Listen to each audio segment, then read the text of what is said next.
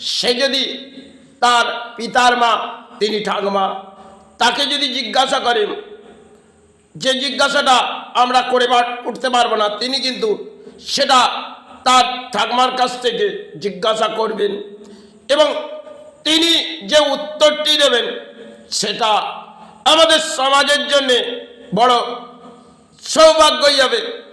তাই তখন তিনি বলছেন, ঠাকুমা, ধর্মের জমানাটা কি? বড় অসাধারণ তিনি ব্যাখ্যাটা বললেন। বললে, ধর্মের জমানায় সাজা গোজা ছিল না। বলে, তাহলে অধর্মের জমানাটা কি? বলে, অধর্মের জমানায় এটা, তাই এতে সাজা গোজা থাকে।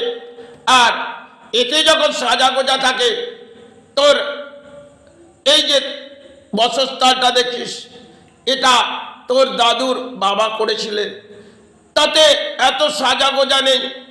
আর তোর পিতা যেটা করেছে, একটু চেয়ে দেখেছিস? বলল, না। বললে, ভালো করে গিয়ে ঘরটা ঘুরে আয়। তা ঘরটাই ঘুরে দেখলেন যে হ্যাঁ, সেজে গুজে আছে। তখন ফের ঠাকুমার কাছে এলেন, বললেন, ঘরটা তো সাজা গোজা। বলল, এবার ওই ঘরটা গিয়ে দেখ।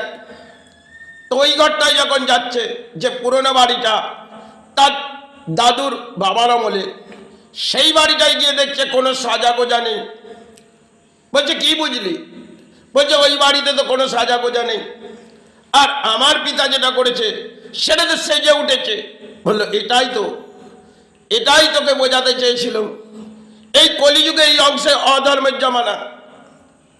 তাই তোর পিতা কিভাবে সঞ্চয় করেছে সেটা জানি না, কিন্তু কলিযুগে অধর্মে সঞ্চয় করে মানুষ উচ্চ স্তরে যায়। আর সেটাই যখন তুই জিজ্ঞাসা করলি, তার উত্তরটা বাবা তোকেই দিলাম। বললো, সেটুকুন ব্যাখ্যা বললেন, সেটা যদি সত্য হয় তাহলে কিছুটা পথ ঘুরি। তাই তিনি কিছুটা পথ ঘুরলেন, দেখলেন সে কিছুটা পথ ঘুরে তার ঠাকুমার কাছে এলেন। বললেন, হ্যাঁ ঠাকুমা, সবই তো সেজে গুজে উঠেছে। বলছে, দেখ, একটা সময় এ সমস্ত গ্রামগঞ্জে বাবা মাটির বাড়ি ছিল, আর কিছু বাসস্থান ছিল, সেগুলো পুরনো স্মৃতি ছিল।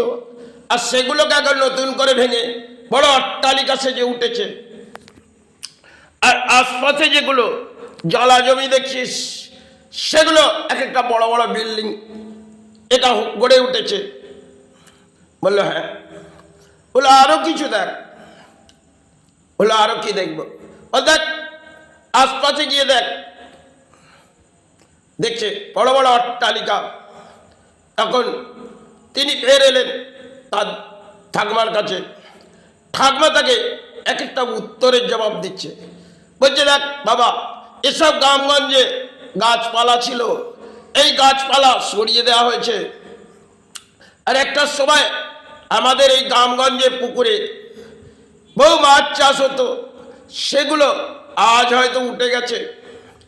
বললো, একটা সময় এই গ্রামের মাছ, এই যে আমার গ্রামের পুকুর আছে, তোর বাসস্থানের পাশে দেখ একটি পুকুর আছে, সেটা তো এখন ডোবা হয়ে গেছে। একটা সময় ওই মাছ থেকে আমরাও অন্ন গ্রহণ করতাম, আর রোজ কিছু মাছ তোর দাদু নিয়ে আসতেন, সেগুলো থেকে আমাদের আহার আসতেন। তো সময়কালে তাদের কষ্ট ছিল রে। আজকে তোদের ইয়াসি এসে গেছে, তোর ঘরে দেখবি একটি ফ্রিজ তোর মাথা রেখেছে, আর বহু কিছু তোর মাথা রেখেছে, কিন্তু একটা সময় আমাদের কাছে কিছুই ছিল না রে। আর সে সময় আমরা এই লম্পর আলো নিয়ে মাথায় ঘুরেছি। আজকে তোর মায়ের যোগ্যতা হয়তো অধিক, তাই তিনি আর আমায় যোগ্যতা দেবে না, কারণ তিনি একটা শিক্ষিত সমাজের মানুষ, আর আমিও একটা সময় শিক্ষা অর্জন করেছিলাম। তাহলে আমি অশিক্ষিত কেন? তার শিক্ষার কাছে আমার শিক্ষা চলবে না কেন? আমি যে বলিটা আওড়াবো সেটা তিনি গ্রহণ করবে না। তো সর্দারটি বড় অসহায় ভেবে তিনি ঠাকুমার কথাগুলো শুনলেন। শুনে নীরব হয়ে পিতাকে ব্যাখ্যা করছে, হে পিতা, তুমি কিভাবে এত সঞ্চয় করেছো? বলছে, দেখ, ও নিয়ে তোকে ভাবতে হবে না, তুই তোর পড়ালেখা কর। বলছে, দেখো, আমি যে জিজ্ঞাসা করছি, তুমি আমার পিতা, তাহলে তার উত্তর আমি তোমার কাছ থেকে চাইছি। বললো, দেখ, এই উত্তরের জবাব তোকে আমি দিতে পারবো না। বললো, কেন? বললো, দেখ, বললো, পিতা, একটা সময় তোমার দাদু তারা তো এই মাঠের জমি আশপাশে কাজ করেছে, আর গ্রামে গঞ্জে তারা পথে পায়ে হেঁটে বেরিয়েছে। আজকে পিতা তুমি একটা গাড়ি নিয়ে ঘুরে বেড়াচ্ছ আর একটি অট্টালিকা সাজিয়ে দিয়েছো, তাতে মনে হয় আমাদের হৃদয় জাগেনি। বললো, বাহ।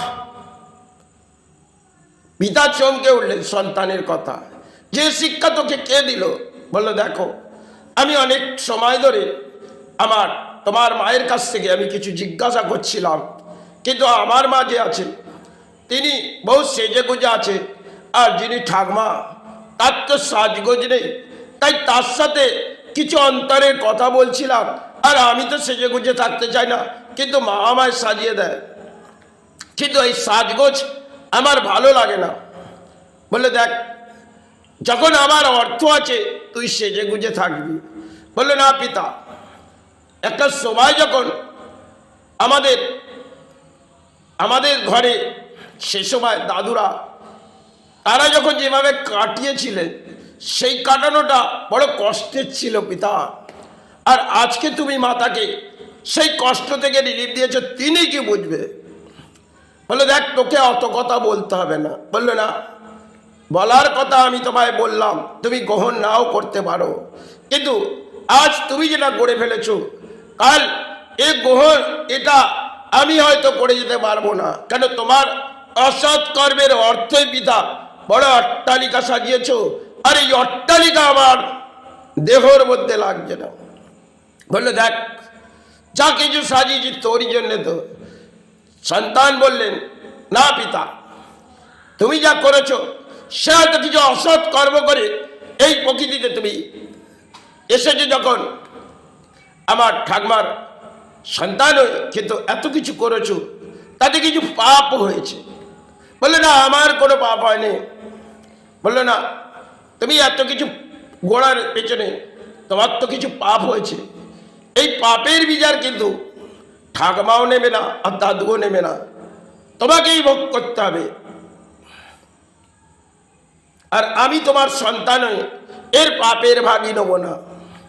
বলে, দেখ দেখ, তুই আমার কাছ থেকে সরে যা। তুই যে ঠাকমার ব্যাখ্যাগুলো শুনছিস তাতে আমাদের হৃদয় ক্ষুব্ধ হচ্ছে।